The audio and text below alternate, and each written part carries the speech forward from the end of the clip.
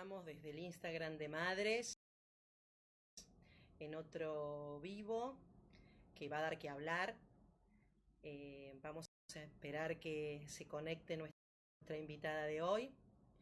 Y antes quiero mandarle todo mi apoyo y un beso enorme a la doctora Natalia Bilbao Carmona, que se está ocupando del caso de la provincia de Córdoba, de Nora. Estamos pidiéndole a la justicia de Córdoba que considere como querellante a la madre de Nora, ¿sí? Así que voy a pedirles a todos los que nos están escuchando que adhieran a la solicitud de pedido urgente para que seamos considerados como querellantes. Asimismo, les voy a recordar que ante cualquier situación de trata o de conocimiento que tengamos de alguien que vemos en una situación que puede ser trata, llamemos al 145. Es importante que empecemos a hablar de estos temas porque hablar es prevenir. Bueno, como les decía, la invitada de hoy es alguien muy importante que ha sentado antecedente judicial importante en la República Argentina. Creo que simboliza mucho de esta premisa, hablar es empezar a prevenir. Quiero también transmitirles el teléfono de atención a víctimas de abuso sexual infantil, 0800-222-1717. Importante que tengamos agendados estos números, por favor, ante cualquier situación que veamos. Seguramente Laura está...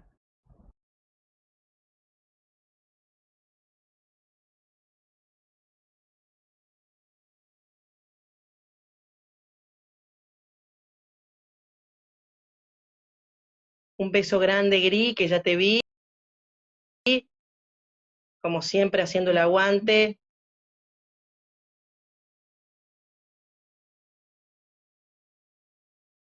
Vamos, Laurita, que te estamos esperando.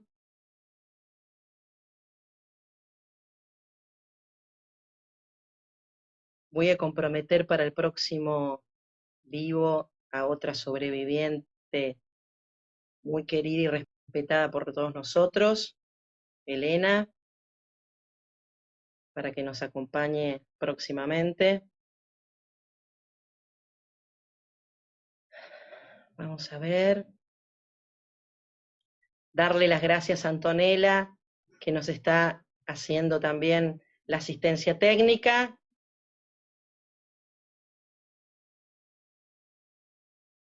Vamos, Laurita. Dice que no pudo unirse.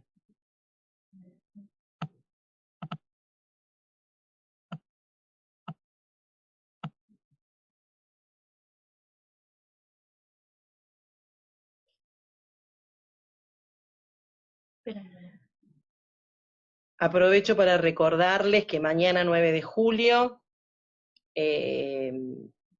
Madres va a recibir la donación del restaurante Parrilla a los bifes de Madero, así que los esperamos con los pedidos para que Madres reciba su donación.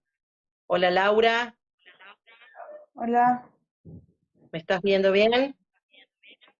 Sí, sí. Bárbaro, bárbaro, bárbaro. Bueno, presentar a Laura es decir que estamos ante una sobreviviente con todas las letras. Laura desde muy pequeña ha sufrido la explotación sexual, luego la trata de personas. Siendo menor logra salir de su situación de esclavitud para convertirse en la primer menor de la República Argentina que se constituyó como querellante contra sus propios progenitores y proxenetas. Una mujer que logra encontrar a uno de los prófugos de su causa, quien estando condenado realizaba transacciones comerciales con el ejecutivo de ese momento, con total impunidad. Laura aún sigue con su lucha en pos de la equidad y de la justicia. Logró conseguir su título de abogada y brega por los derechos de todas las víctimas y sobrevivientes de la trata de personas por explotación sexual. Laurita, es muy importante que estés acá conmigo, desde ya te lo agradezco un montón. Sé que no es fácil, pero también sé de la lucha que vos tenés, incansable. Te respeto y te admiro por la entereza que venís teniendo. Y como te dije, quiero que esto sea una charla descontracturada, que no sea algo que a vos te provoque una mayor tensión. Cuando vos me digas que no querés seguir, lo vamos a entender. Quiero que vos me cuentes quién es Laura.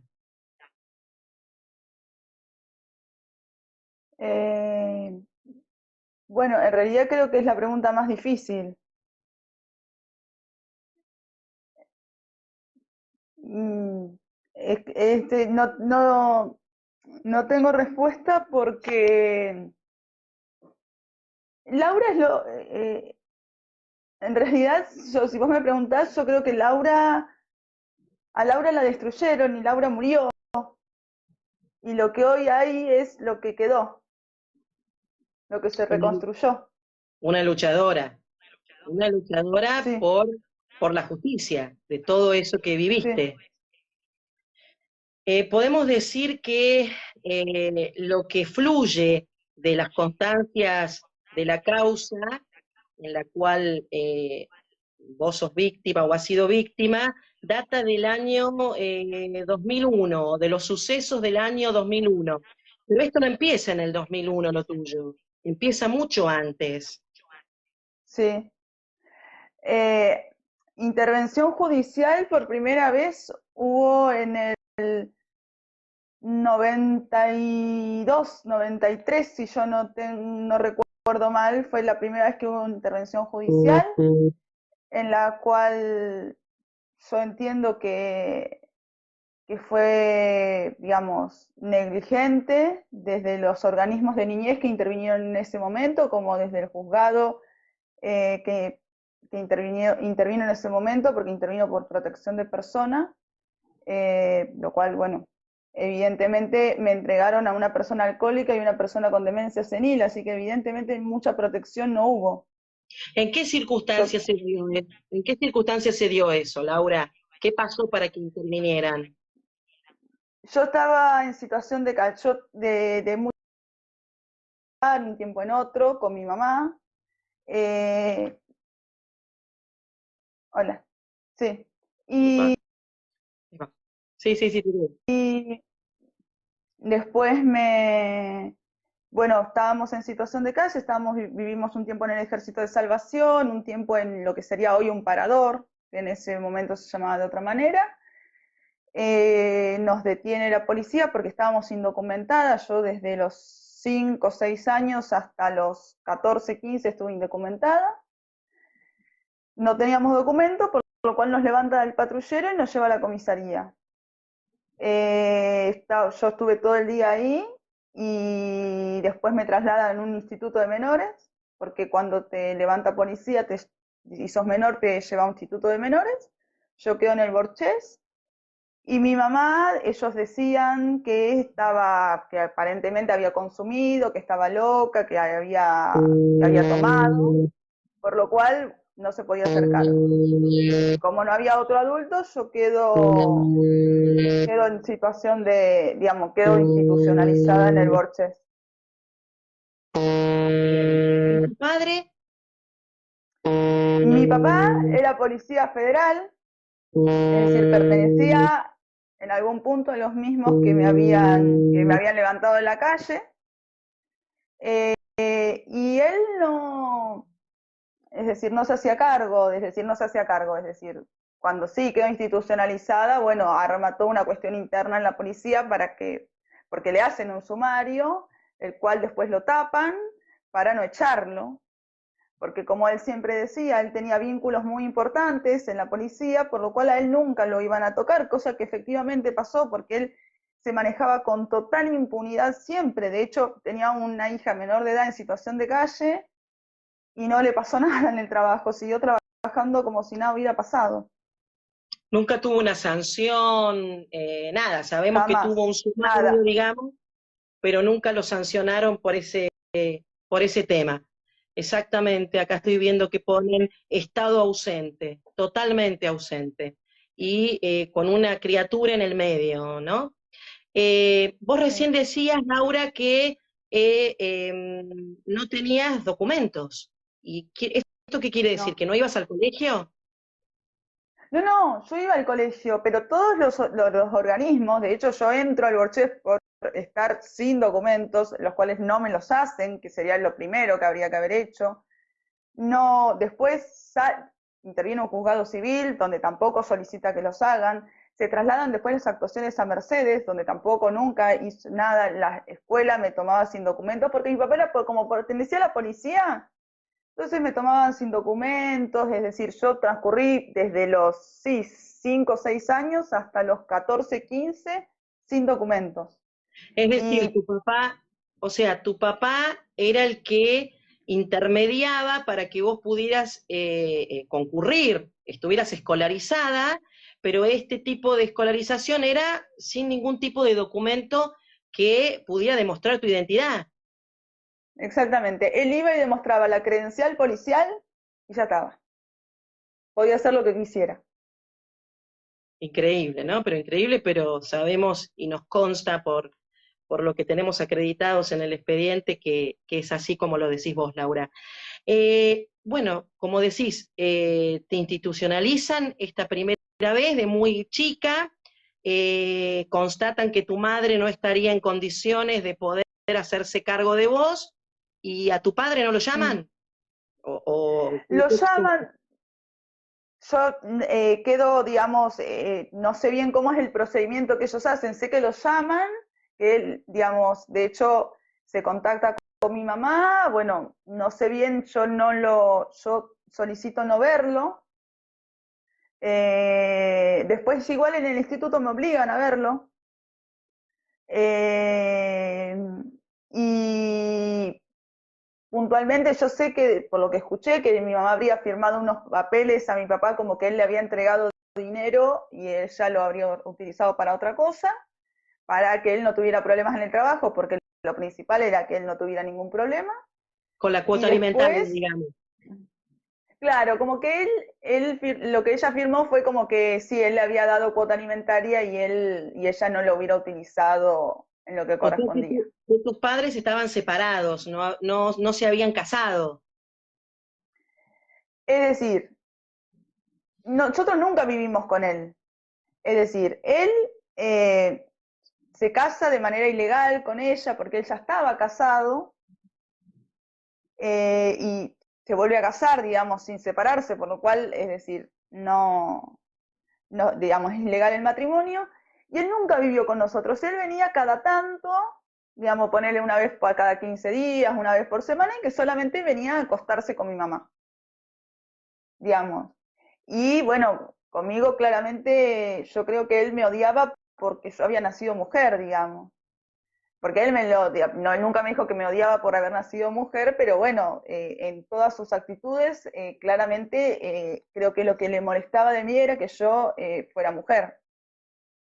Bien, o sea que era una situación de impunidad total, ¿no? Porque aparte de esto de poder manejar a través de su investidura de funcionario público, el escolarizarte sin tener que presentar ningún documento ni nada, tampoco tuvo ninguna sanción desde la Mm. Policía Federal, de lo que es la institución, por haber sido vígamo, porque estaba casado 2 veces. Mm. Bueno, de hecho eso también figuraba en su legajo de policía y bueno, no pasó nada. De hecho se lo ascendía, es decir, si vos ves el legajo de policía, ves que figuran estas cosas, digamos que tenía una hija en situación de calle, que había cometido bigamia y todo eso, Y sin embargo, después vos ves que dice no, que no presentaban ningún obstáculo para que lo ascendieran y lo ascendían. Es verdad, es verdad.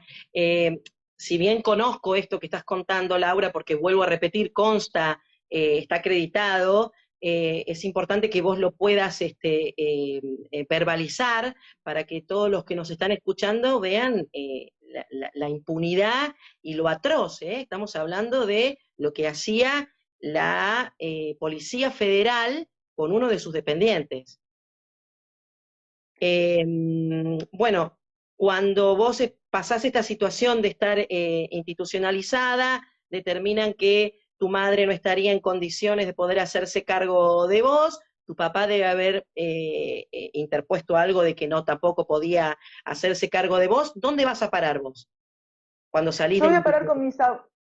con mis abuelos. Mi abuela tenía demencia senil, mi abuelo era alcohólico, y sin embargo, y si lo más, digamos, loco de la situación, por llamarlo de una manera, es que nosotras terminamos en situación de calle, porque nosotros veníamos, pero a nosotros mi abuelo nos echa de la casa y ahí es cuando nosotros quedamos que estábamos durmiendo en la plaza, digamos, que cuando nos levanta la policía.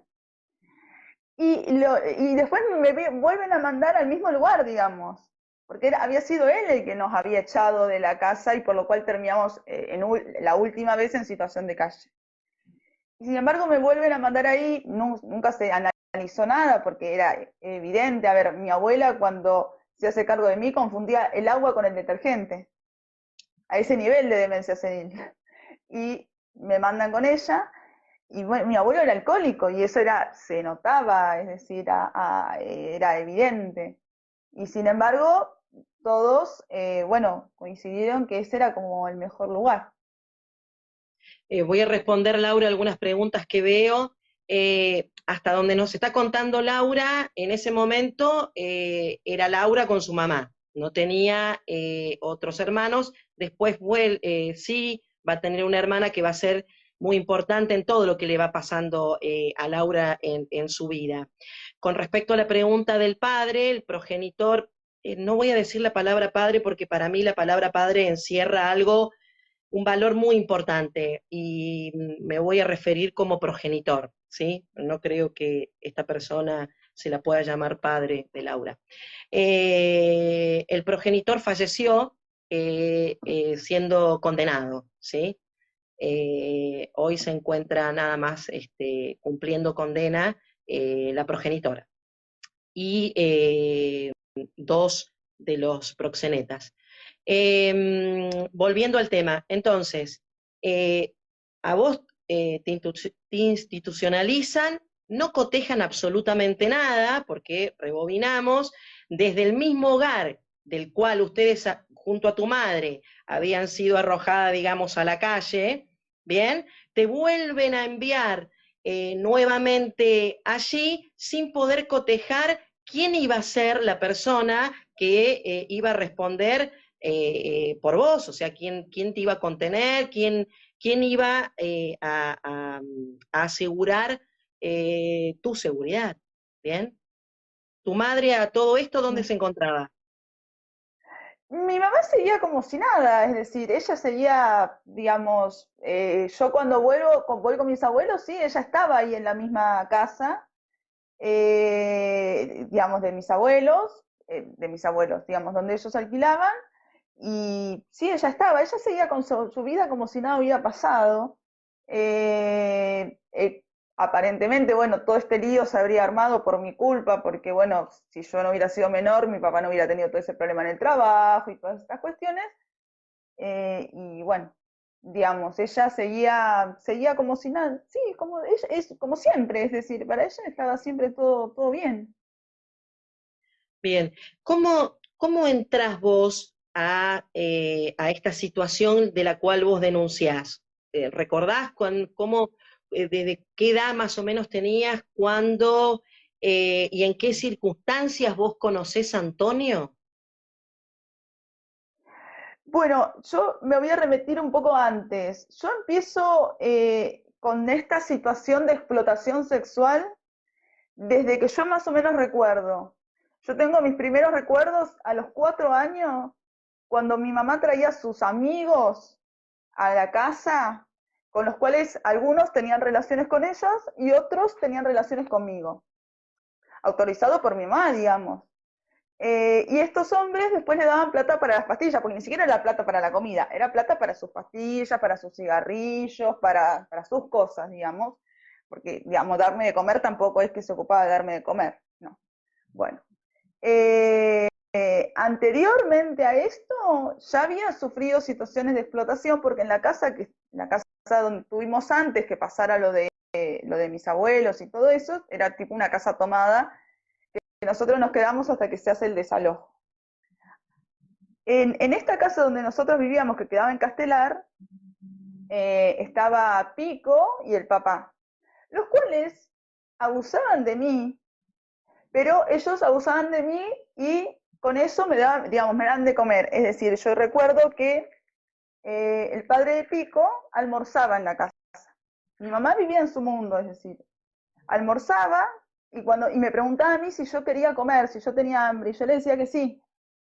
Entonces me daba un poco de su comida, de lo que se había preparado, después se iba a dormir la siesta y tenía que tener relaciones sexuales conmigo para que yo le pagara la comida que me había dado de almuerzo. Lo mismo sucedía con la cena, porque Pico a la mañana no estaba, es decir, estaba a la noche. Era la misma situación. Bueno, desde ese momento, todo se fue dando así. Después los Hola, amigos de mi mamá. Hola, ¿me Epa, escuchás? se nos fue. Hola Laurita, ¿me escuchás? Yo te escucho. Bien. Ahí está, ahí volviste. Ah, ah. Bueno, después siguió todo ¿Quién era, exactamente igual, es Laura? decir, Laura, ¿quién es Pico? Contale a la gente quién es Pico, Pico. Pico es un abogado. Hoy él fue novio de mi tía en un momento y también se acostaba con mi mamá. Y después quedó como quien diría un amigo de la familia. Digamos, era como un amigo, digamos, de la, bueno, sí, aparentemente. Y el padre de Pico era el padre, digamos, del padre. Bueno, después de eso, sigue, digamos, sigue todo en el mismo, es decir, en el mismo orden, es decir, después cuando yo voy en tenencia a mis abuelos, a los meses, me voy a vivir a la casa de mi tía. Mi tía traía a sus amigos, que principalmente era Pico, los cuales me abusaban de mí, porque ahí nadie trabajaba. Abusaban de mí y le daban la plata para la comida. De hecho, recuerdo yo una vez que yo le rompí la campera, un pedacito de campera, a Pico, y él se enojó muchísimo, por lo cual claramente se fue y no dejó la plata para la comida. Y por eso el castigo que yo tuve fue estar 3 días encerrada sin comer y sin tomar agua. Y claramente después tuve que, digamos, pagar, digamos, ser mucho más buena, porque yo, digamos, me había portado mal, había hecho las cosas mal. A todo esto yo tenía 7 años, 8 años. Justo lo que te iba a preguntar. Y siempre eras culpable vos, debiendo reconocer que te habías portado mal y tener que enmendar eso siendo buena. Buena Sí, era siendo buena. atenderlos, era atenderlos de otra manera, ¿no? Claro, era atenderlos mejor. Qué doloroso. Sí, la verdad que sí. Sí, cuánta impotencia, ¿no? Escucharte, yo ya te he escuchado en diferentes oportunidades, pero cada vez que te escucho vuelvo a sentir en el cuerpo la impotencia, la bronca, el dolor, sí, sí, sí, totalmente impotencia, impotencia total de saber que esto ha ocurrido y que debe estar ocurriendo en otros chicos, porque no es que Laura es el único caso. Sabemos que muchas situaciones de las que Laura nos ha comentado, de las que hemos visto en el expediente, de Laura se han repetido, ¿sí? No te quiero cortar, Laurita. Bueno, o sea, pasaste de de la calle, de esta situación de calle, a esta situación eh, que lo que vivías en la casa de tus abuelos y lo que pasaba con tus tíos, que tus tíos y tus primos también eran un nexo, un factor que fue predominante en todo lo que es tu vida, tu causa, ¿no? Sí. Sí, sí, de hecho, bueno, a ellos nunca se los condena, ni siquiera se los investiga, ellos no fueron nunca imputados por nada, Tal cual, porque todos eso que los hechos, vos comentaste siempre esta situación, esta circunstancia, y nunca se realizó ni se inició ningún tipo de denuncia, ¿no? Con respecto a este tipo de abusos del cual vos también fuiste víctima. no porque habían sucedido en provincia, por eso no se investigaron. No, no, no, increíble, increíble. Sí, bueno, esa fue porque yo esto lo dije muchas veces y la respuesta fue que, bueno, lo que había pasado en provincia no importaba. Esto es lo que te Eh, decían a vos, Laura. A vos te decían que que como habían pasado en provincia no se podía hacer nada. Esto te decían a vos a la edad en la cual vos te colocás como creyente, empezás digamos, a intervenir en la justicia. claro, de hecho a mí la fiscal me dice que no se podía, que como habían sucedido en provincia no se podía, digamos, no era competencia de ellos, no se podía hacer nada. Terrible, terrible. Bueno, no quiero interrumpirte. Entonces, cuando vivías con tu tía, eras abusada de forma reiterada por Pico y por otras personas como de estos supuestos amigos, amantes de tu madre. Amigos. ¿Bien? Y cómo Después, claro. No, bueno, ibas yo al ya, después colegio? vuelvo, Ibas sí al iba al colegio. colegio, ¿Y qué pasaba en el sí. colegio? ¿Te podías relacionar bien? ¿Tenías amistades? ¿Les contabas a alguien esto que te estaba pasando? No, yo no tenía, de hecho no me hablaba con nadie, pero con nadie. Yo no tenía amigos, no jugaba. Yo recuerdo que a nosotros nos hacían, digamos, el aula nuestra quedaba en el primer piso, entonces nos hacían bajar. Y la maestra cerraba la puerta con llave y yo bajaba la escalera porque era obligatorio y me quedaba parada contra la pared mirando el piso, todos los recreos. Y nadie se acercaba al Y colegio para preguntarte qué te pasaba, nada. No nada, citaban a y tu es más, mamá. Un familiar. no, y es más, ellos sabían que yo había estado institucionalizada, lo sabían en el colegio, y sin embargo no preguntaron nada, nunca nadie se acercó a ver qué era qué era, si me pasaba algo, no. O sea que ahí podemos establecer otra desidia, otra violencia más desde el Estado, ¿no? Porque vos ibas a colegios estatales, no ibas a un colegio privado, Mm. y en el colegio nunca se llevó a cabo ningún tipo de acción, ¿no? Con respecto a esto que veían de una criatura. Sí, sí, de hecho era muy notable porque yo también iba en condiciones, iba sucia, iba con hambre, es decir, mm, se notaba que había un descuido completo y nadie se fijaba. Sí, es como que nada, no pasaba nada, estaba todo bien. Tal cual, tal cual. Bueno, y después venís a Capital, ¿en qué momento? Bueno, esta situación sigue así porque yo sigo siendo abusada después por los amigos de mi papá, por el amante de mi mamá. por Pico, bueno, sigue todo exactamente igual y yo vengo acá en Capital a los 13. Yo recuerdo que mi, a mi papá le iba a salir un negocio. A ver, mi papá siempre cuidó prostíbulos, siempre. Los famosos boliches. Él siempre los cuidaba, pero vestido no de policía, sino vestido de civil, como de seguridad, ponele.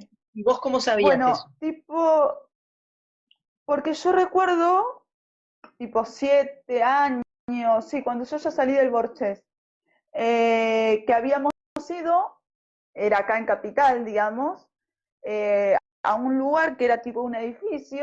En ese edificio había como una oficinita muy chiquita, donde había tipo una cama, un sillón, y había un televisorcito chiquito en blanco y negro. Que hoy sé que es una cámara, yo en ese momento pensé que era una televisión. Y él estaba ahí en ese lugar. Y lo que vos veías en esa televisión eran chicas semidesnudas o con poca ropa o así. Y habían, es decir, como que parecía que bailaban. Yo recuerdo una vez que se armó un lío con un señor que estaba ahí, que no sé qué era lo que quería. Entonces mi papá fue, pero evidentemente estábamos al lado, porque fue, yo lo bajó y a los 3 minutos estaba en ese lugar, digamos. Y agarra y lo saca el señor este que estaba haciendo lío, y después estaba, digamos, seguía todo como igual.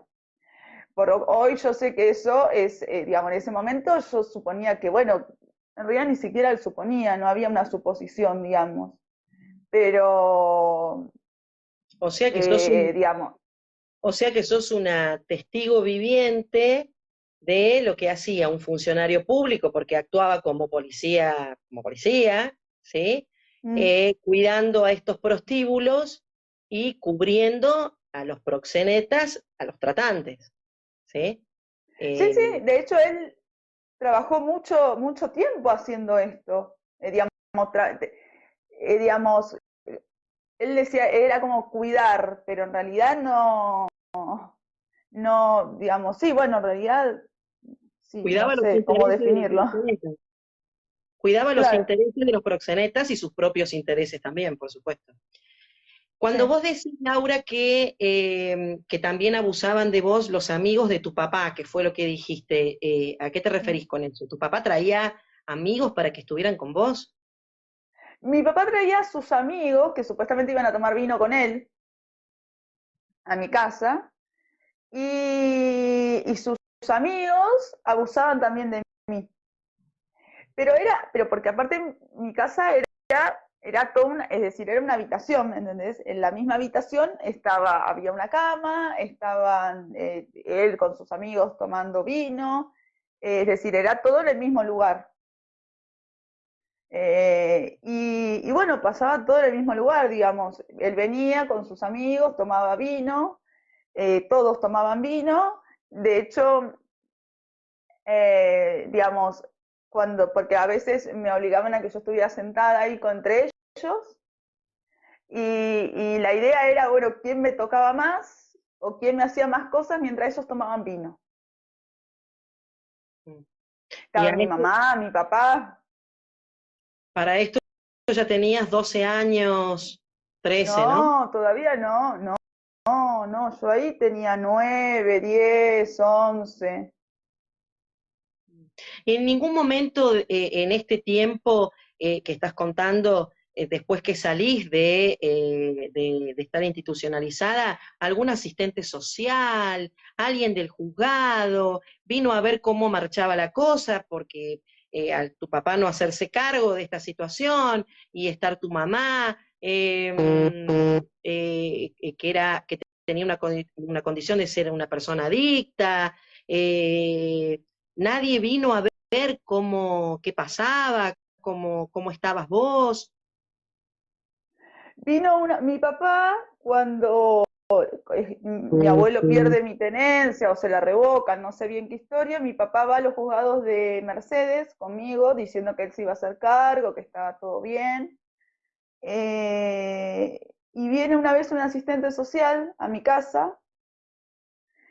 Cuando viene, yo venía sola del colegio, tenía 9 años a esta altura. mi mamá estaba en la casa de su amante, que de hecho los vecinos le dicen, porque cuando va el señor, los vecinos le empiezan a decir, no, está acá, porque el amante vivía ahí enfrente, tipo en diagonal, avanzado muchísimo más su demencia senil, así que ni siquiera sabía quién era, digamos, estaba ahí completamente desorientada.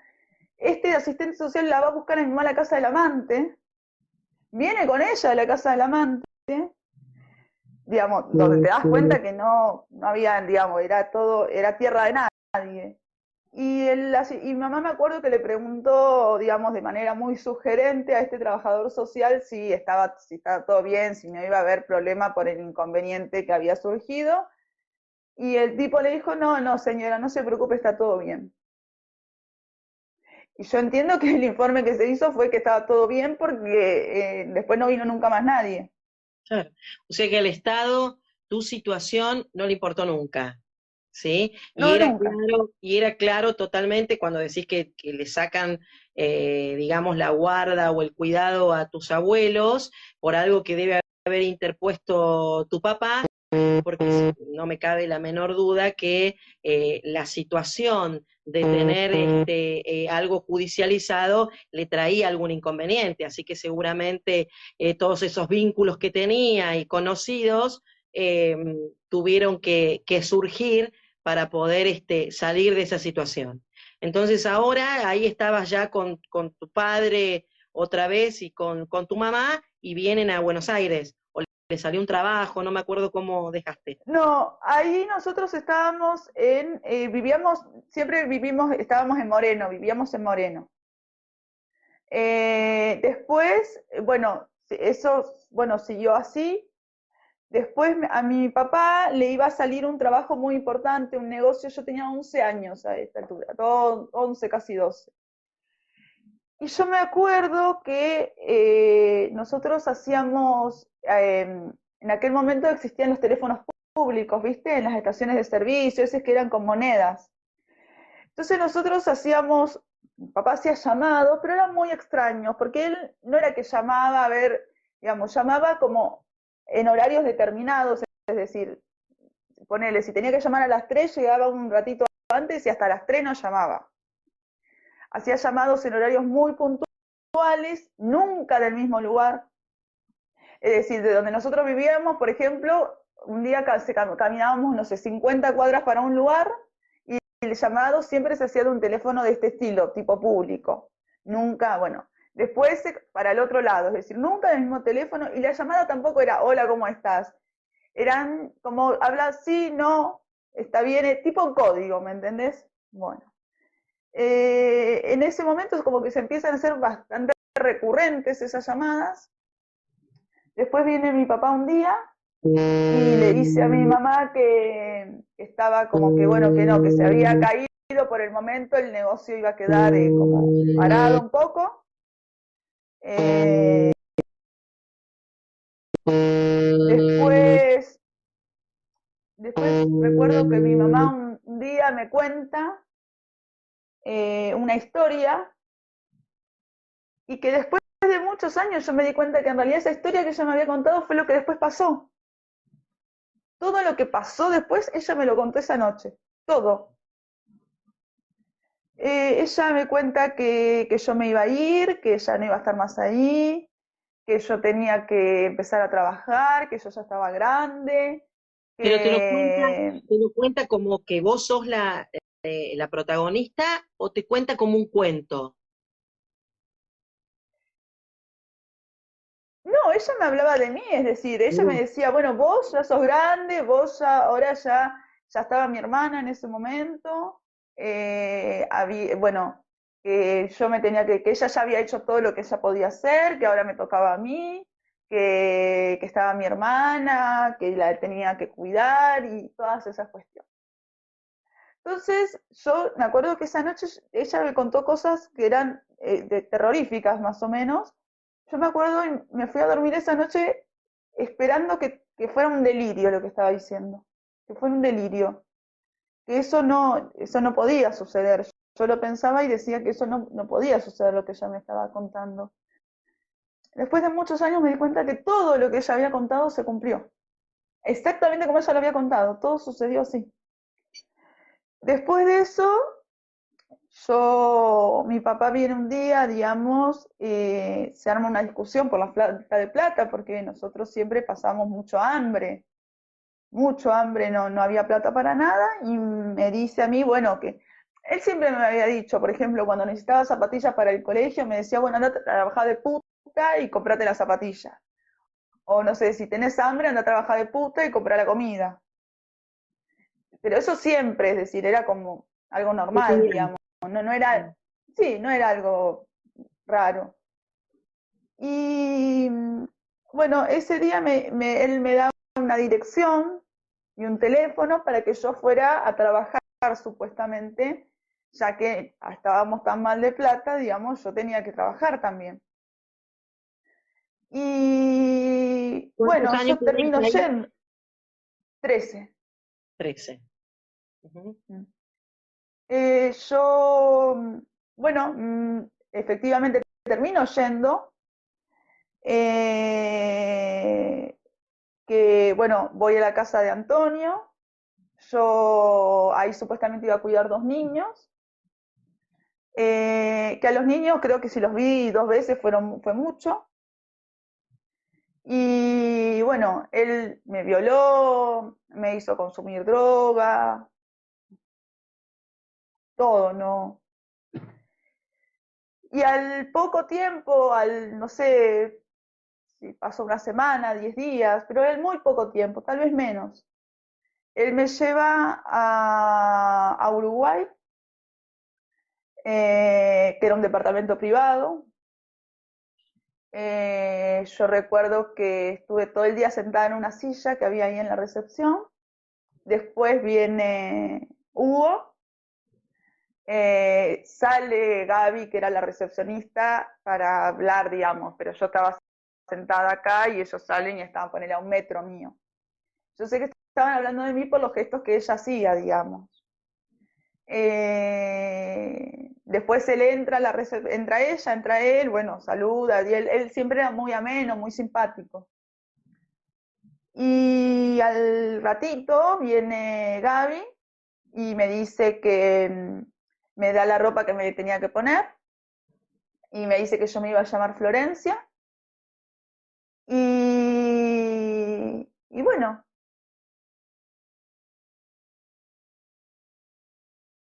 ya estaba Sí. ahí.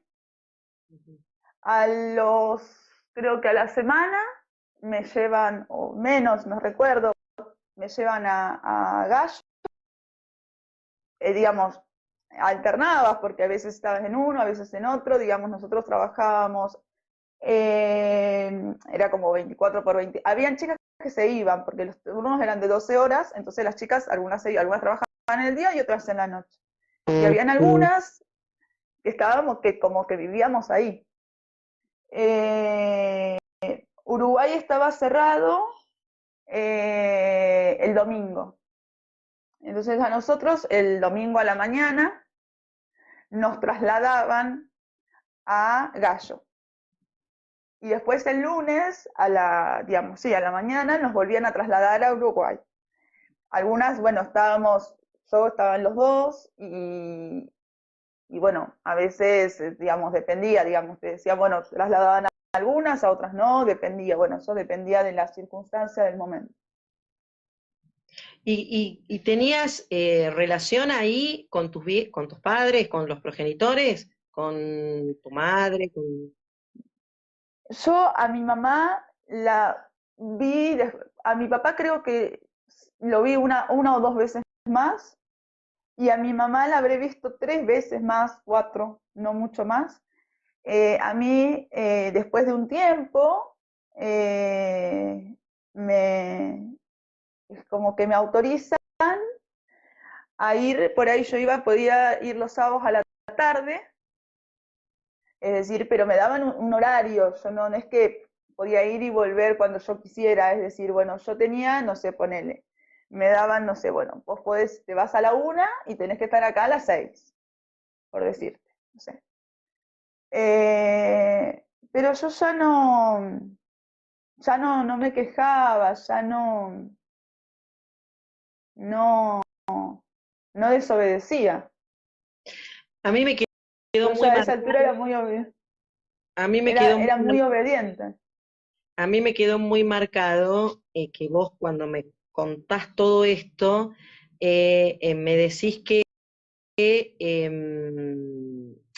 seguías yendo al colegio, ¿sí? Mm, Habitualmente y cumplías el recorrido de ir del colegio a mm. este lugar donde vos trabajabas, ¿sí? Sí, porque yo cuando a mí me anotan en el colegio te hacía directamente para segundo año y mi papá necesitaba el certificado de alumna regular, él necesitaba confirmar, porque después de lo que pasa con que yo había quedado en situación de calle, él necesitaba presentar todos los años que yo estaba escolarizada. Resulta entonces que él necesitaba ese papel. Entonces yo iba al colegio y volvía, iba y volvía. Cuando yo, es decir, digamos, estaba trabajando hasta la hora de irme y después volvía. También igual había muchas veces que faltaba, pero nadie registraba nada, ni nadie se preguntaba nada. De hecho, yo he llevado al colegio llorando y nadie ha preguntado nada. He llegado al colegio pasada de haber consumido cocaína todo el fin de semana y nadie preguntaba nada.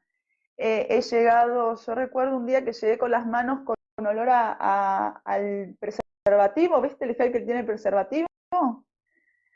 Porque no había, porque digamos, había estado trabajando hasta último momento. Y nadie preguntaba nada. Nadie, pero nada, de nada, nadie preguntaba nada. Qué increíble, es algo, escucharte y en mi caso poder dar fe de lo que decís, porque está acreditado en una causa, es increíble. Seguramente a muchos de los que nos están escuchando, algunos de los mensajes que mandan, que es increíble cómo podés estar viva, que te abrazan, que, que, que cómo puede ser que todo el mundo haya mirado para otro lado. Él no pedía auxilio con todas las letras, pero ella en sí era un pedido de auxilio, ¿no? Ahora, otra de las cosas que a mí me ha llamado la atención desde que te conozco, Laura, es que vos me decías que vos querías cuidar este espacio porque sentías que ellos te cuidaban a vos. Bueno, yo incluso hoy algunas veces lo pienso, es decir, yo les debía, mi vida les pertenecía. Es decir, no, no había, no había nada, no había más, no había más. Era lo que me había tocado. Y de hecho, me trataban bastante mejor que mi mamá y mi papá. Ellos siempre me trataban de basura, de rata, de inmundicia.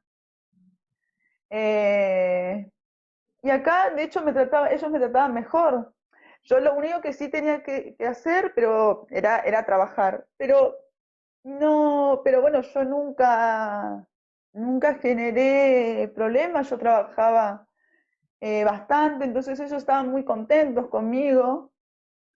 Eh, que yo cuando vuelvo del hospital, estaba Magalí, que se había quedado, ella por lo general siempre se iba, pero yo trabajaba en el día, y ella me dice que había hablado con Hugo, que me iba a quedar, de hecho habilitan una habitación para que yo me quedara.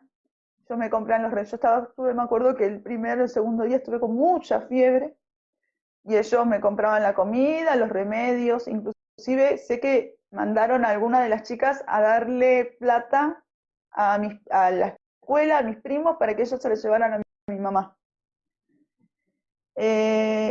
Después, bueno, yo me recupero y, y, y sí, mi deuda era, les debía la vida, digamos, si ellos no me hubieran cuidado en ese momento, no sé qué me hubiera sido de mí, tal vez me hubiera muerto, no sé.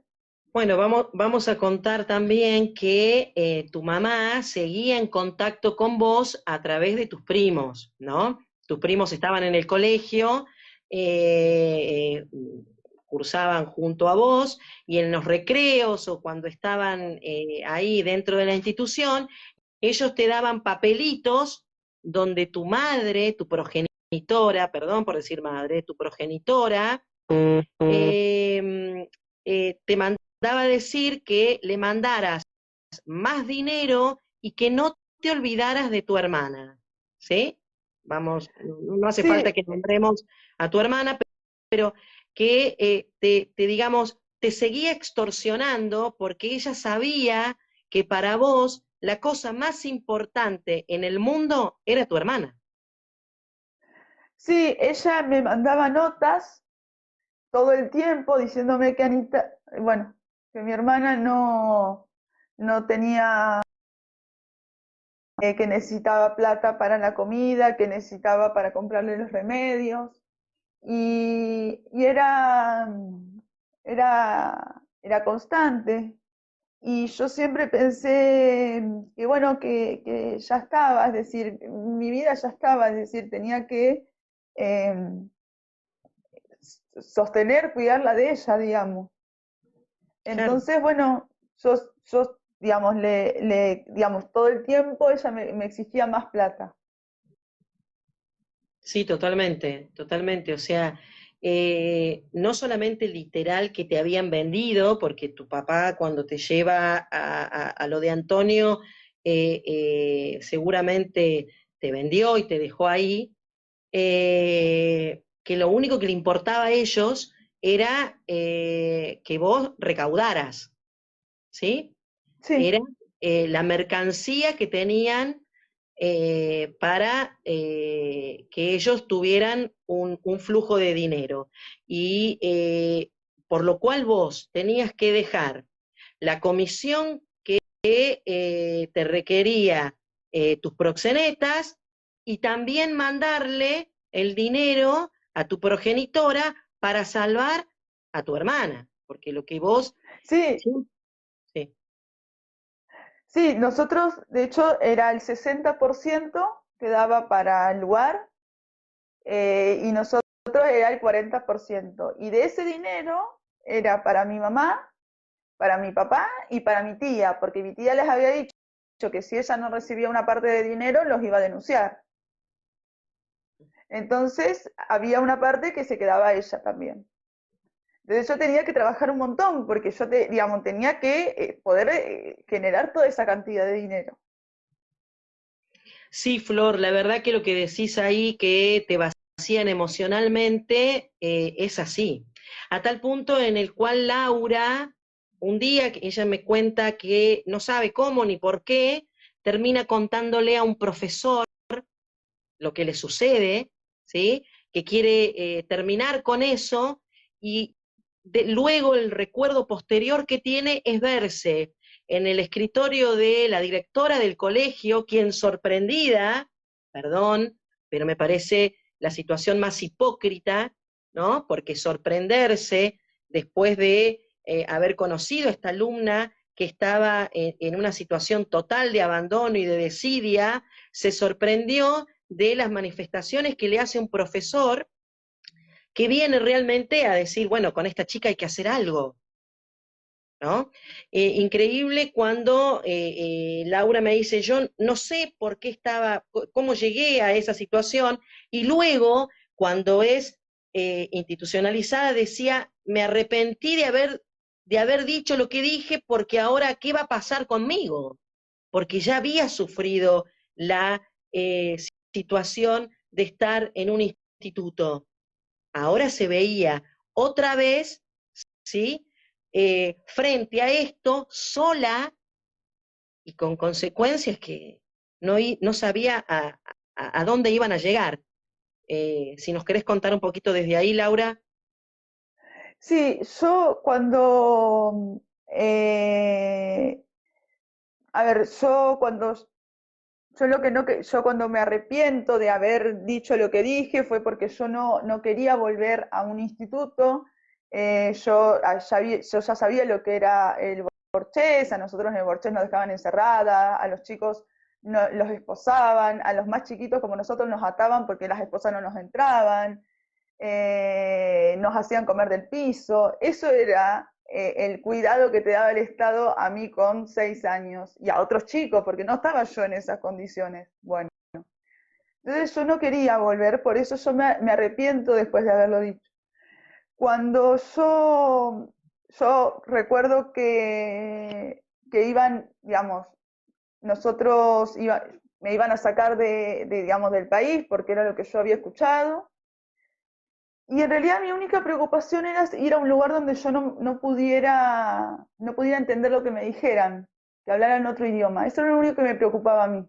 Es verdad, eso es Lo un tema, único. tenés razón, olvidé esa parte, que vos lo que te impulsa a contarle al profesor era que habías podido escuchar que Mm. estaban preparando sacarte de Argentina, venderte al exterior. Mm. También Y es mi importante, preocupación... sí, es importante destacar que Laura, en sus testimonios dentro de la causa, y me lo ha volcado a mí también, menor, la edad que tenía, y era destacada porque tenía clientes que buscaban particularmente a menores, ¿sí? Bueno, ella, una de las manifestaciones que hace, y vos si me equivoco, Laura, me corregís, es que cuando ella escucha que la van a llevar fuera, ella pensaba en esta gente que iba a hablar en otro idioma que ella no iba a poder entender y en su hermana. Eran los dos factores que jugaban en contra de esto. Y ante esta desesperación, decide hablar en el colegio. Con respecto a que hablan de los docentes, voy contestando, Laura, algunas cosas que nos ponen ahí. Con respecto al tema de los docentes, yo creo que sí, es muy importante la ESI, pero también es muy importante que los docentes asuman las responsabilidades que amerita la circunstancia de estar frente a un alumnado que puede haber sido víctima de abuso en algunos casos. Tenemos también casos muy repudiables como el que vivimos en Chubut, frente a la situación de que un niño, después de una charla de ESI, cuenta su abuso y que luego algunos docentes no lo acompañaron, ¿sí? Diciendo que el niño mentía. Los niños no mienten, ¿sí? Tenemos que escucharlos, tenemos que defenderlos y hacerlos sentir que nosotros los vamos a acompañar para que puedan tener la posibilidad de expresar todo lo que sucede, ¿sí? Y que el abusador puede estar al lado nuestro. Perdón, Laura, que te haya Mm. cortado. No, no, bueno, entonces yo ante esta situación es cuando yo hablo en el colegio, pero yo, bueno, no, ni siquiera recuerdo qué es lo que digo, ni nada, ni siquiera es que lo pensé, fue un momento que de hecho lo tengo borrado completamente. Bueno, en ese momento me llevan a la defensoría y vuelvo a quedar institucionalizada. Sin saber qué era lo que iba a pasar en ese momento. Eh, y bueno, después fue empezar la lucha con la justicia, porque desde la que me hace la pericia psicológica que me dice que si yo en realidad no estaba inventando toda la historia y no estaba mintiendo para irme de mi casa, a lo cual yo con 14 años le respondo y le digo, pero ¿vos te parece que más allá de eso, con todo lo que estoy contando, yo no tendría motivos para irme de mi casa? Hasta que la fiscal, en la denuncia, gente que hoy sigue trabajando para el Estado, porque de todo lo que estoy hablando ahora son funcionarios del Estado. Una defensora de niños que decía, no, yo no voy a hacer nada, no voy a impulsar la causa penal porque no. eh, una jueza civil que jamás en su día me escuchó. Bueno, el juez penal no sé ni siquiera dónde estaba. Eh, bueno, quedó instituida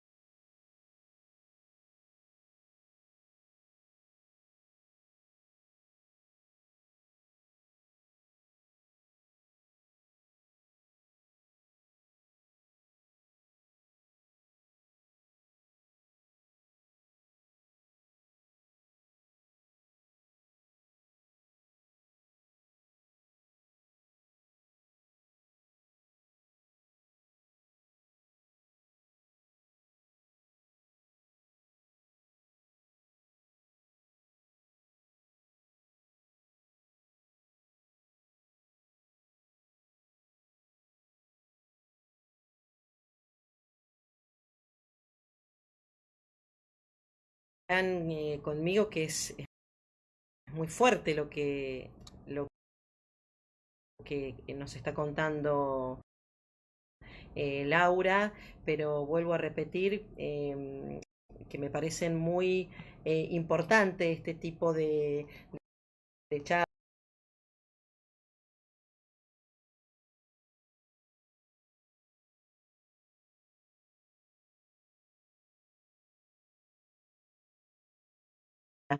por ahí, que esto sigue sucediendo, desgraciadamente, ¿no?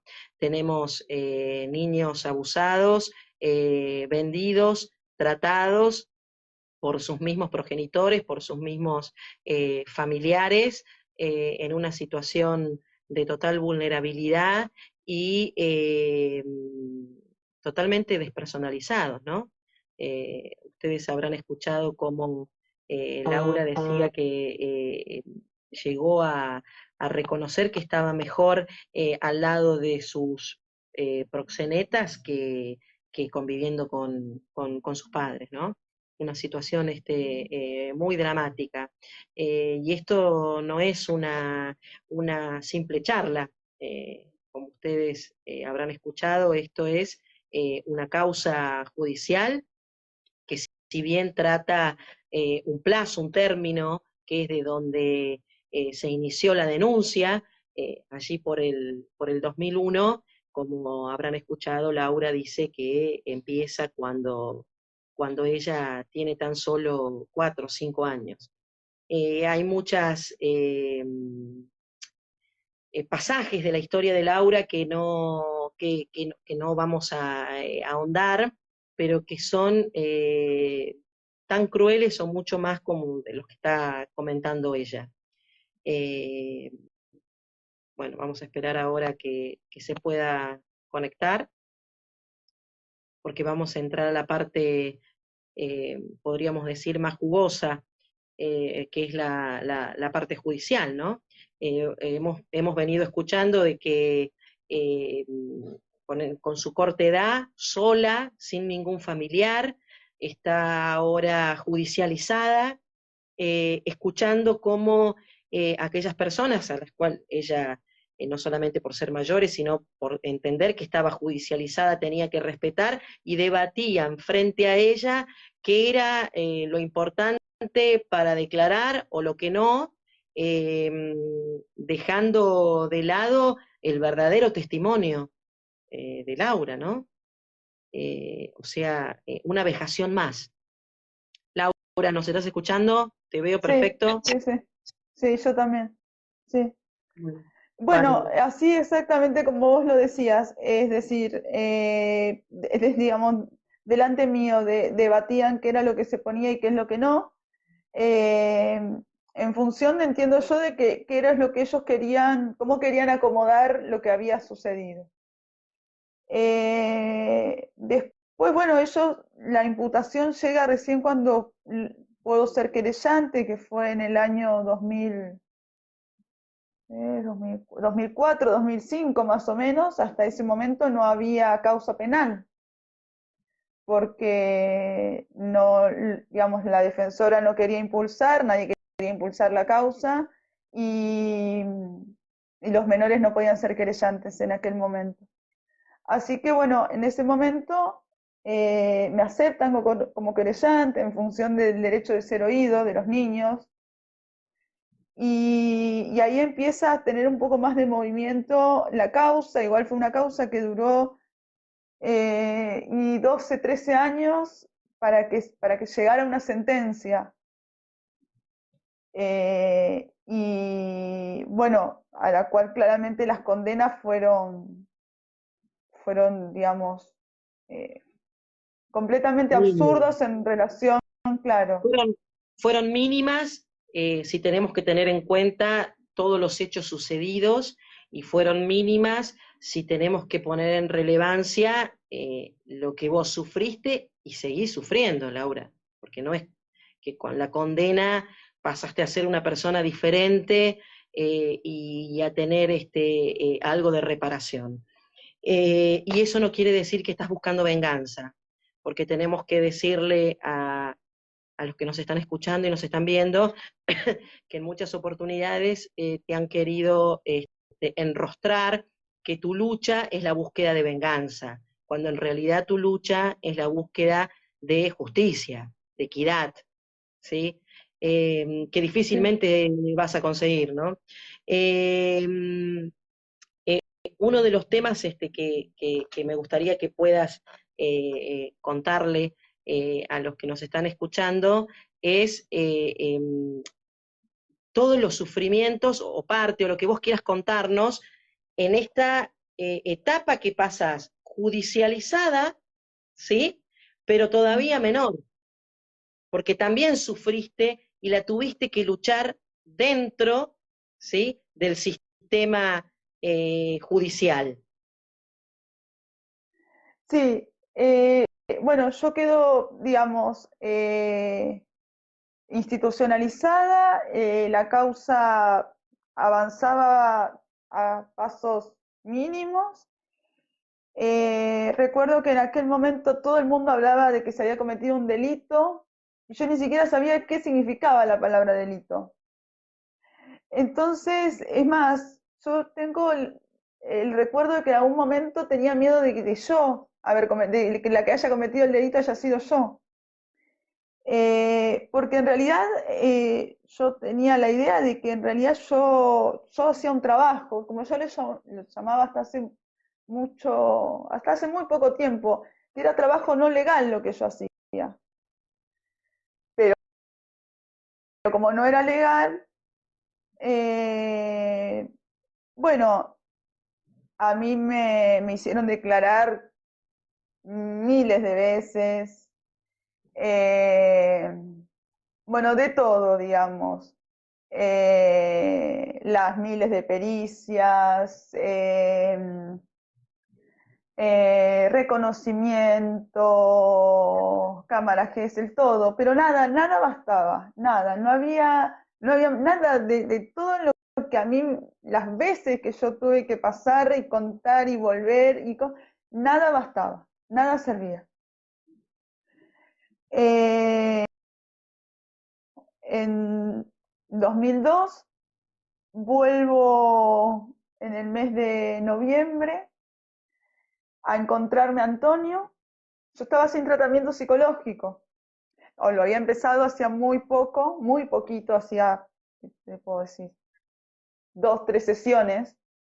Es decir, desde noviembre que yo hago digamos, la denuncia en el colegio, hasta noviembre de 2002 yo estuve sin tratamiento psicológico.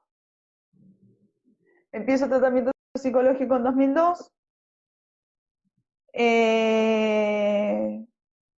Y en ese momento me vuelvo a encontrar a Antonio en el colegio. Eh, Espera que voy a hacer un hilo conductor por algunos que sí. se sumaron.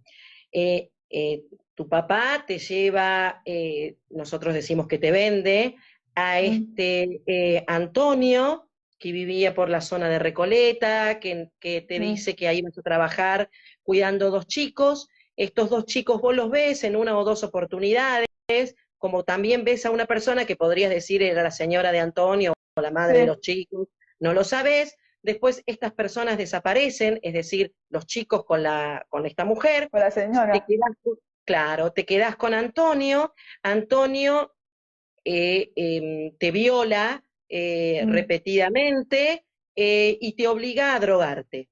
Después mm, Antonio es el que te lleva a el primer prostíbulo de la calle Uruguay, ¿sí? mm, Ahora ya estamos en el periodo donde está judicializada Laura y donde continúa yendo al colegio, pero acompañada de un operador. Es mm, importante que sepan que en el transcurso de esta investigación, como dice Laura, que llevó mucho tiempo, se hacía en tareas de investigación y nunca pudieron dar con este famoso Antonio. Nosotros hemos hecho una investigación particular desde Madres y tenemos nuestras diferencias con lo que dice la causa, pero lo vamos a dejar, Laura, eso para el momento oportuno. Eh, lo importante es que, como dice Laura, tuvo que pasar por un montón de reconocimientos, inclusive hasta reconocimiento de voz, porque cuando ella estaba en la GESEL, escuchaba algunas voces y decía, este es fulano, este es mengano, ¿sí? mm. Por si había algún tipo de dudas. Y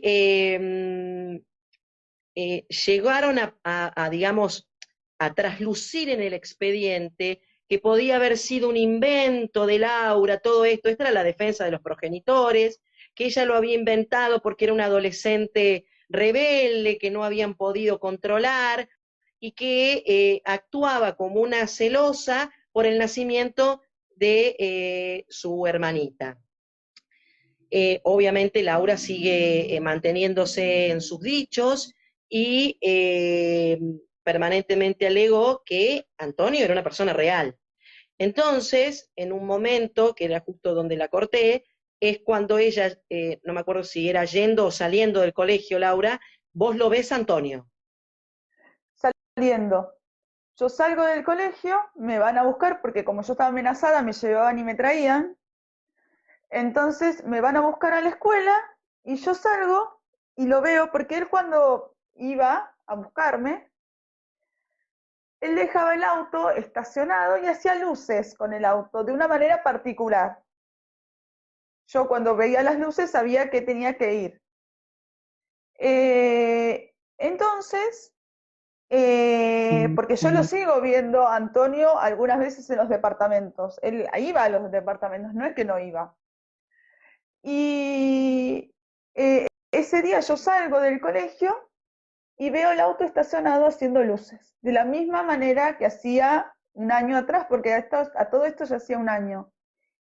Y quería aclarar una cosa que no dijimos. Cuando yo hago la denuncia en noviembre de 2001, después de unos días, 3, 4 días, va mi mamá al colegio y se encuentra con una de las recepcionistas del departamento.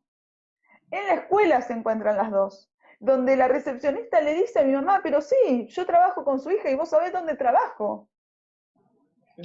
A ese nivel en la escuela, y evidentemente la escuela no lo escuchó. O si lo escuchó, no sé. Qué Bueno, ahí casualidad. discutiendo qué casualidad, discutiendo en el medio de un colegio, que sí, que yo trabajaba con ella y que ella sabe perfectamente dónde trabajaba, y no, y bueno, es lo mismo de siempre, lo mismo que yo digo siempre. Bueno, a un año de esto, Antonio vuelve al colegio. Yo cuando lo veo haciendo luces quedo, digamos, quedo completamente, Paralizada. sí, paralizada, porque yo tenía la certeza que me había venido a buscar y que me iba a llevar. Esto pasó un lunes, martes, miércoles y jueves. Él siguió yendo a la escuela. Uno de esos días ingresa a la escuela, donde eran todos menores. Ingresa a la escuela a buscarme. Y de la escuela no hicieron nada. Yo lo dije en el hogar. Y me dicen, bueno, vamos a ver de poner un policía. Y yo los miraba y les decía, pero mi papá es policía. ¿Quién vas a poner ahí? Y en estos 4 días donde lo pudieron haber encontrado, donde pudieron haber pedido las cámaras, donde alguien pudo haber tomado la patente del auto, donde no, nadie pudo hacer, nadie lo pudo encontrar, nadie, pero estaba ahí, yo lo estaba viendo y nadie, no hubo una persona que pudiera hacer algo. Bueno, yo la verdad que estaba aterrorizada, yo tenía la certeza de que me iba a llevar y que iba a ser mucho peor, porque yo me había portado mal, yo los había denunciado, entonces ahora iba a ser todo peor. Y entonces, bueno, yo que había empezado hacía muy poquito mi tratamiento en el Hospital Alvear, eh, bueno, tengo una crisis y me internan por primera vez, digamos, porque bueno, yo estaba muy mal. Y después de esto, bueno, yo salgo, sigo en tratamiento psicológico y psiquiátrico ahí. Después de que había pasado esto pasa en noviembre, diciembre, pasa el verano, y en marzo vuelvo a la misma colegio donde yo había entrado en crisis porque me lo había encontrado Antonio en esa escuela, y vuelvo a la misma escuela en marzo, y tengo el intento de suicidio más grande que tuve, que fue cuando me tiro por la escalera. Ahí yo, bueno, estuve, digamos, muy mal, digamos, bueno, físicamente por las consecuencias de la caída. Eh, y esto, no sé si Marcela quiere que lo hablemos porque no está en las causas y no está en la causa. Eso lo dejamos más o menos, digo, pasaron otros hechos muy graves, que son situaciones que Laura ha tomado la decisión de denunciarlo.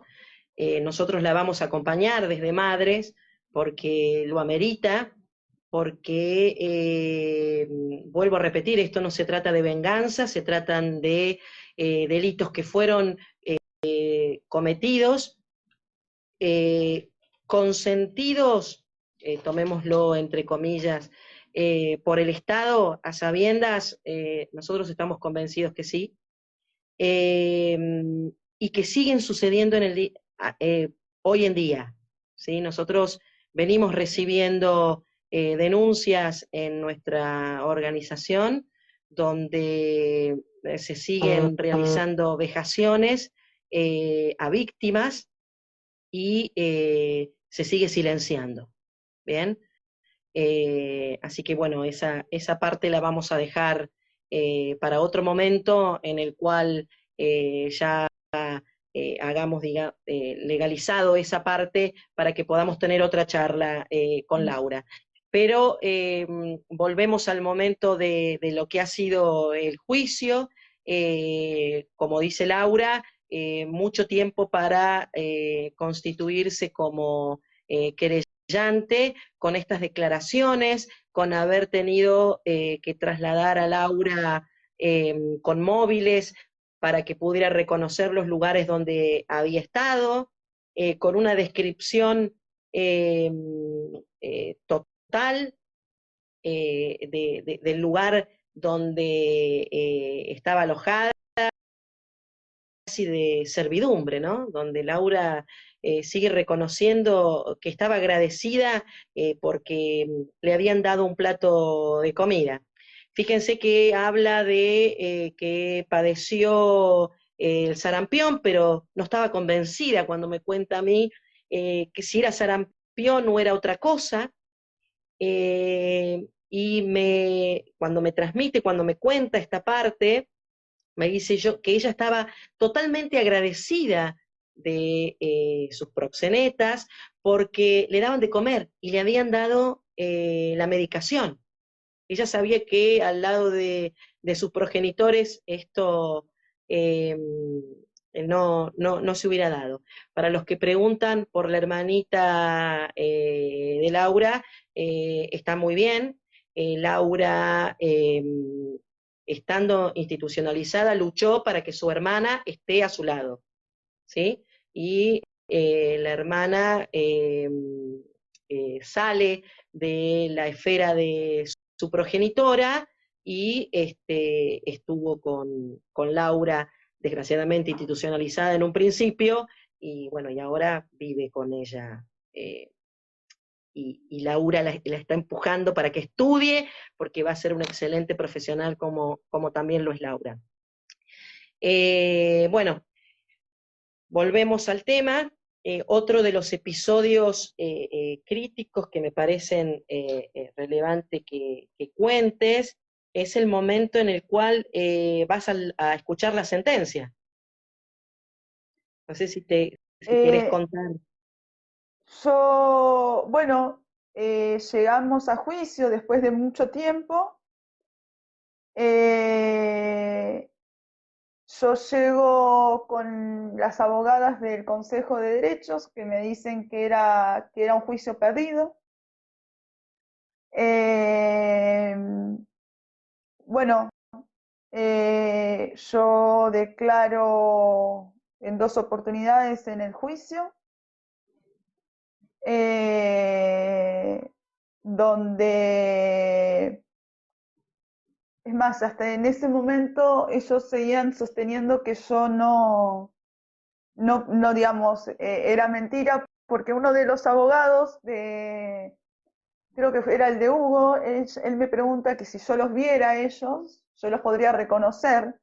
Y yo les dije, sí, ahí está Hugo y ahí está Osvaldo señalándolos. Es más, porque, digamos, yo tenía pleno conocimiento de quiénes eran.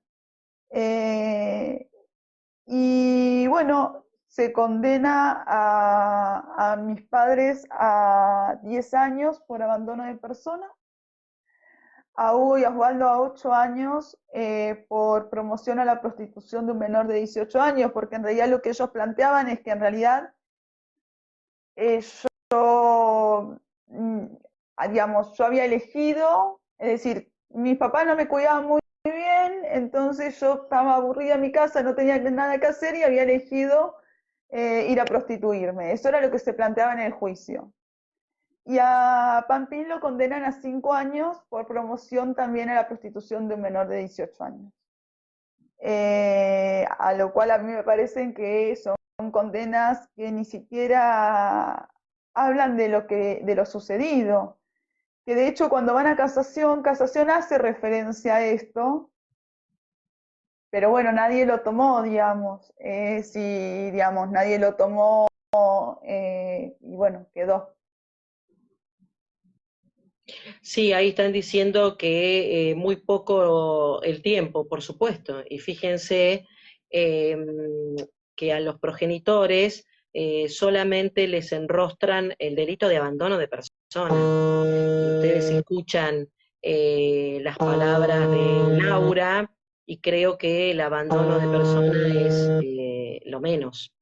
Es verdad, sí, hay un calvario terrible que ha transcurrido Laura y que lo sigue transcurriendo.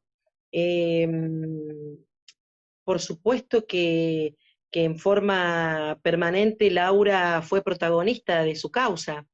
¿Y por qué lo digo? Porque condenados, salvo su madre, el resto eh, se resistía a cumplir con la condena. Tu papá creo que se entrega una vez que sabe que la Ordena, detienen a su... él se entera porque va a la casa de mi mamá y no estaba, digamos, y ahí se da cuenta él que, que ya la habían llevado detenida. Entonces él acomoda todas sus cuestiones, digamos, para entregarse y él se va y se entrega.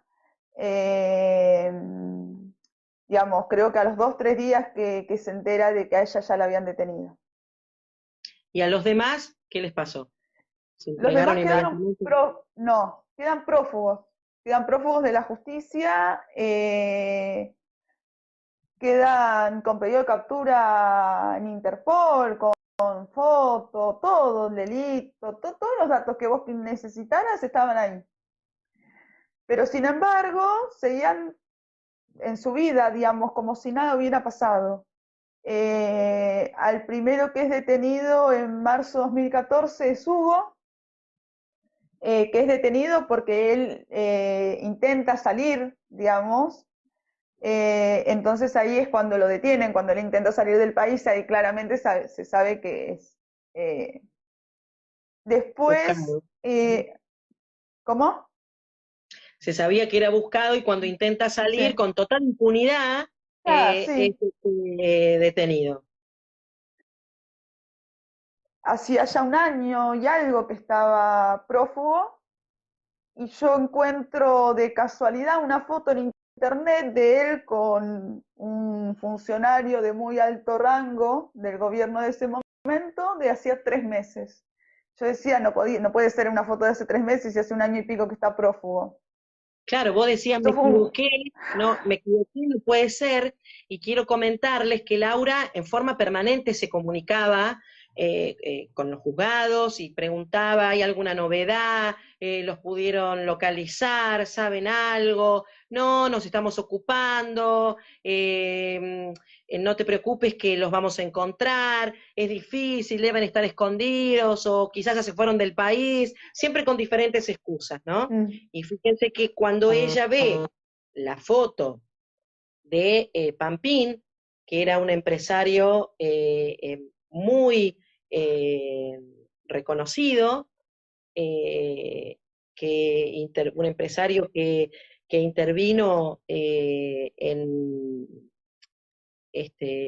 eventos muy renombrados, se relacionaba para que ustedes vean con Fuerza Bruta, así que ya más o menos se van a dar cuenta de quién estamos hablando.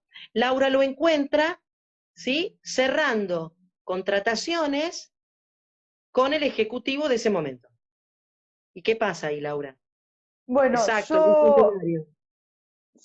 sí, yo el lunes, porque eso era un viernes cuando yo encuentro la foto, que yo no podía hacer, el lunes llamo a la empresa, haciéndome pasar que yo quería, como él hacía eventos de iluminación, haciéndome pasar como que yo quería hacer un evento, y me atiende él. Y yo le digo, no, que yo quería, digamos, porque me habían pasado su contacto diciéndome que él era, digamos, uno de los mejores, y entonces yo quería el contacto de él. Y me dice, sí, sí, hablo yo, hablo yo. De hecho, hasta me pasa su mail para que yo le pasara lo que yo tenía por mail, así él lo organizaba. Yo no podía creerlo, entonces yo al otro día voy a la empresa de él y lo veo a él entrar con el auto y después irse con el auto, es decir, digamos, como con total impunidad, es decir, como que nada pasara. Y al otro día es cuando yo, ya sabiendo más o menos que, digamos, en qué horario llegaba, en qué horario se iba y cómo era que hacía el manejo, llamo a la policía, bueno, y ahí lo detienen, digamos que lo detienen en el banco porque él estaba yendo a depositar como una persona, digamos, que no hubiera hecho nada, digamos. Con total libertad. Y ahí es, sí, con total libertad, con total libertad. Eh, y ahí, bueno, claramente lo detienen porque, bueno, digamos, yo hago todo digamos, lío para que lo detengan, porque si no, digamos, no iba a haber otra posibilidad.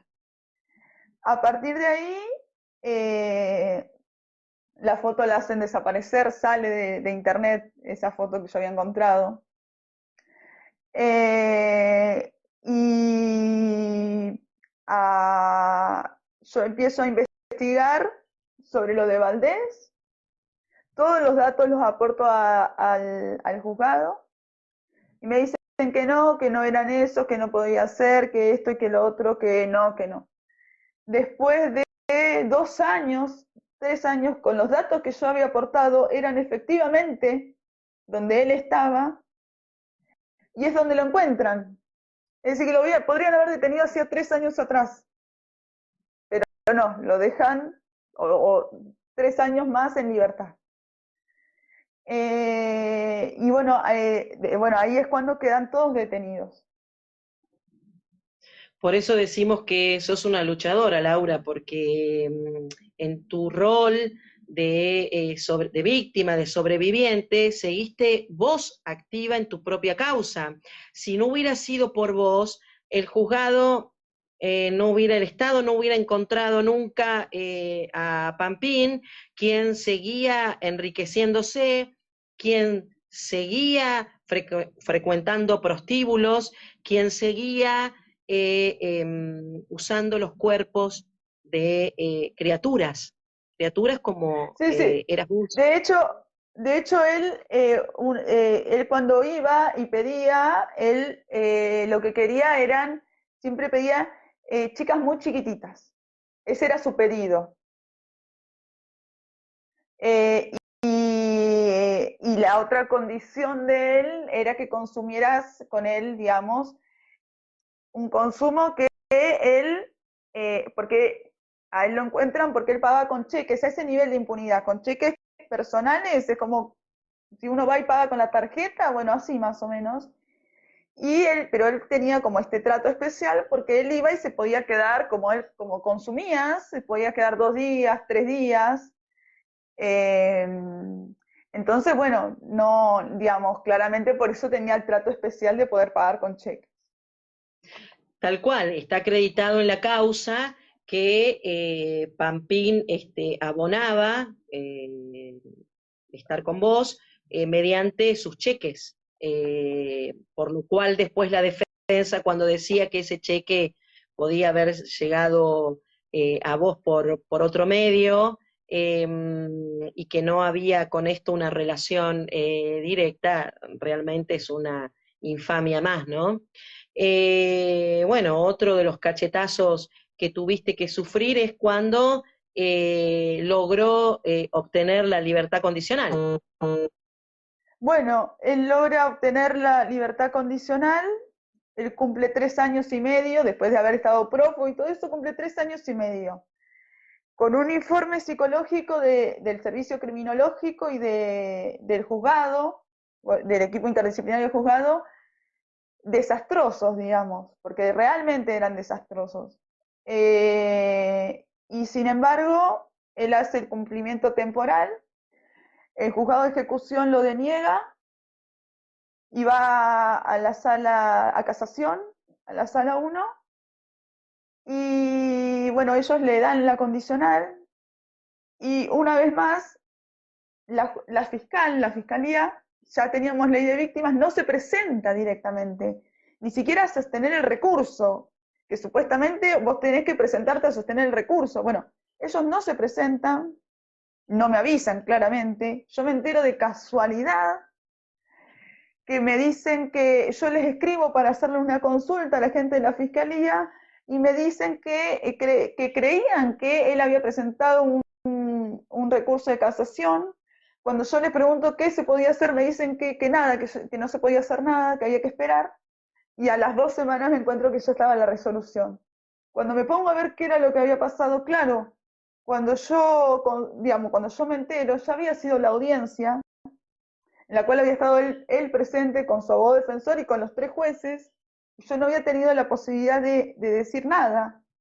Lo más increíble es que la fiscalía ni siquiera se presentó. Cuando yo voy a preguntar a la fiscalía por primera vez, cuando yo me entero de esto, ellos me dicen que la audiencia no se había realizado, que me tenía que olvidar del tema, que ya estaba, que no había pasado nada, que a ellos no los habían notificado de la audiencia, por eso si había audiencia ellos no sabían.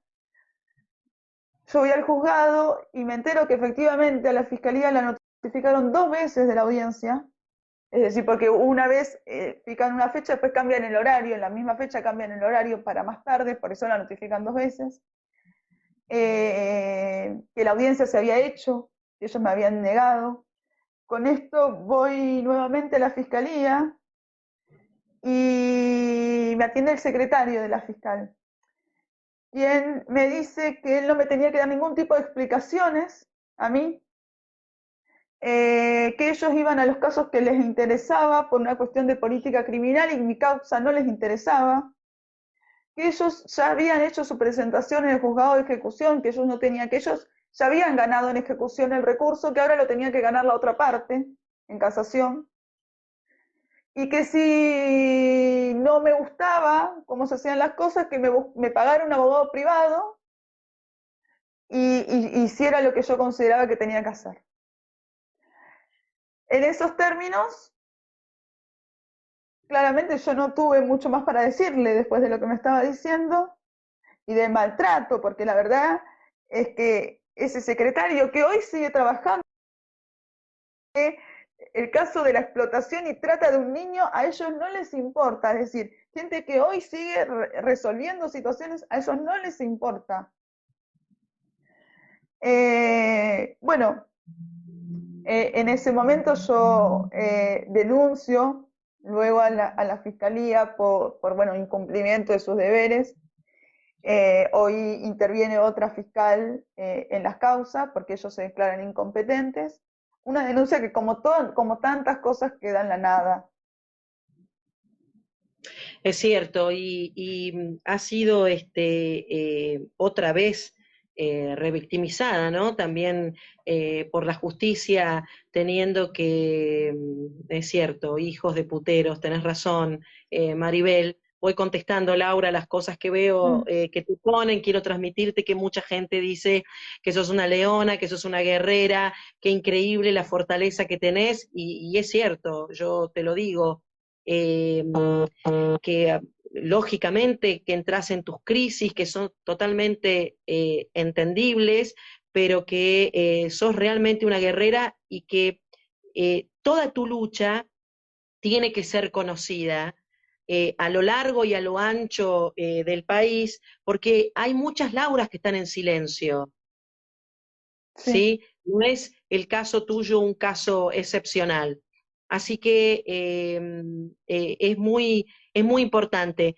Ahí dicen qué edad tenía Laura cuando fue captada. No, Laura, seguramente te sumaste hace poco. Laura viene sufriendo abusos y lo ha contado en este vivo desde que tenía 4 o 5 años.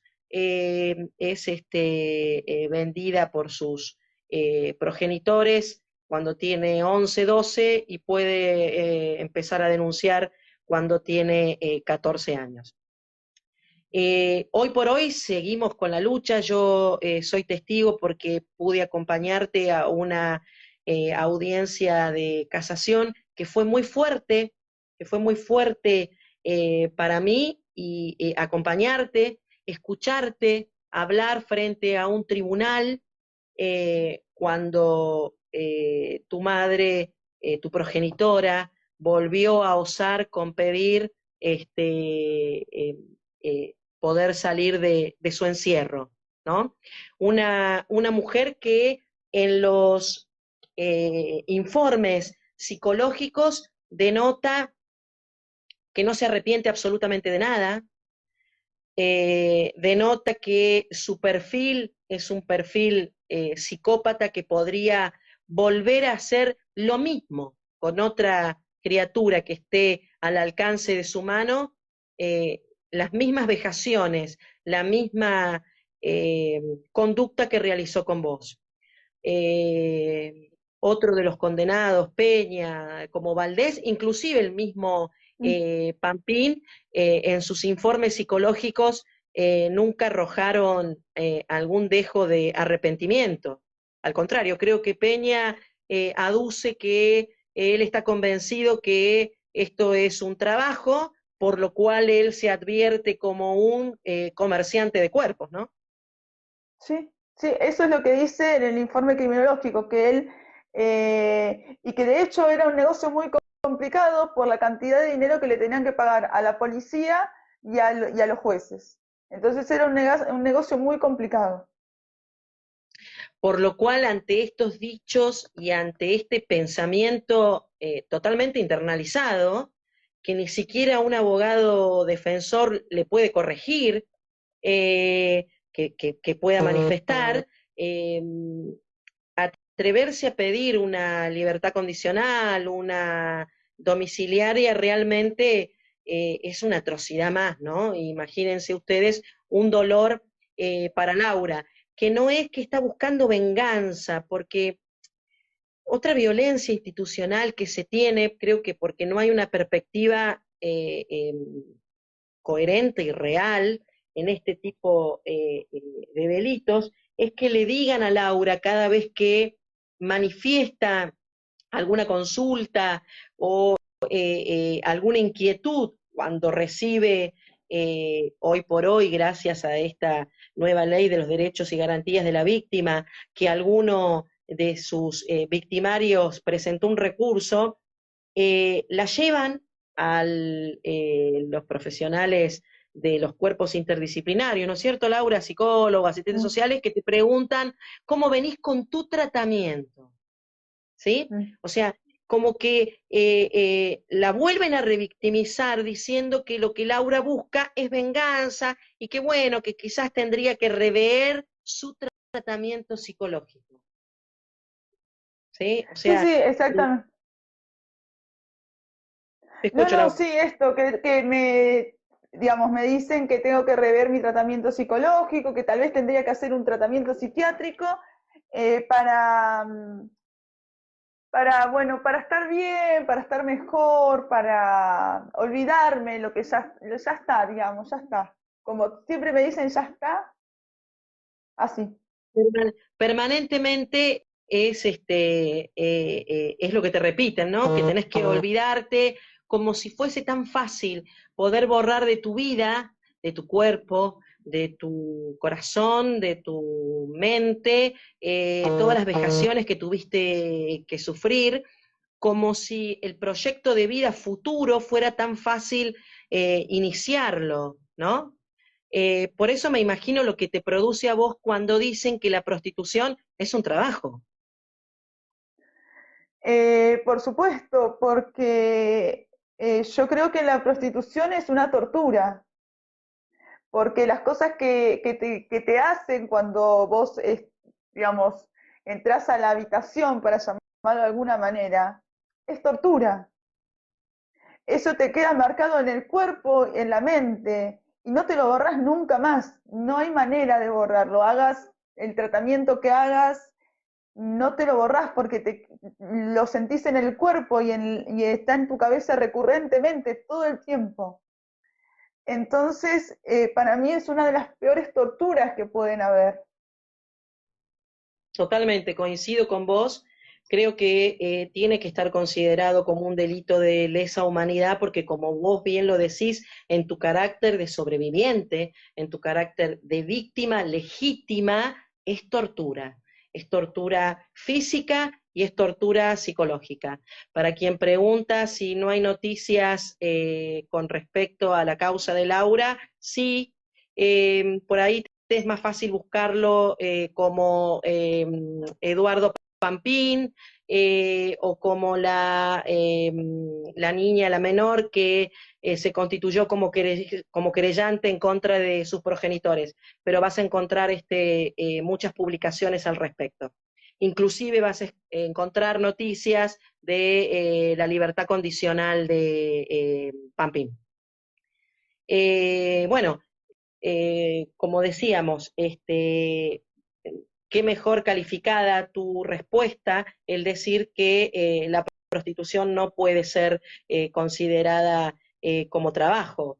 Y después de haberte escuchado, ojalá tu voz llegara al ministerio, que es algo que me gustaría proponerte, Laura, de hacer una nota al Ministerio de la Mujer para que te escuchen directamente y puedan decir si realmente la prostitución no es violencia. Si alguien puede decir que lo que acaba de escuchar de Laura no es violencia, no sé, tendríamos que replantearnos realmente qué significa haber vivido lo que nos ha contado Laura, ¿no? ¿Vos entendés, Laura, que una persona puede ejercer la prostitución libremente? No, no existe libertad, porque vos estás captada por el prosenecta, es decir, captada, digamos, aunque vos puedas salir, pero estás cooptada psicológicamente. No hay otra cosa, no está la violencia psíquica, física y desde todos los ángulos, económica, que nada, que el otro es lo único, digamos. Yo siempre lo digo, yo creía y hasta no hace mucho, digamos, digamos que mi vida les pertenecía, es decir, no hay, digamos, no hay posibilidad. Tal cual, coincido con vos. Bueno, Laura, te agradezco un montón. Ha sido muy importante para madres tener tu palabra.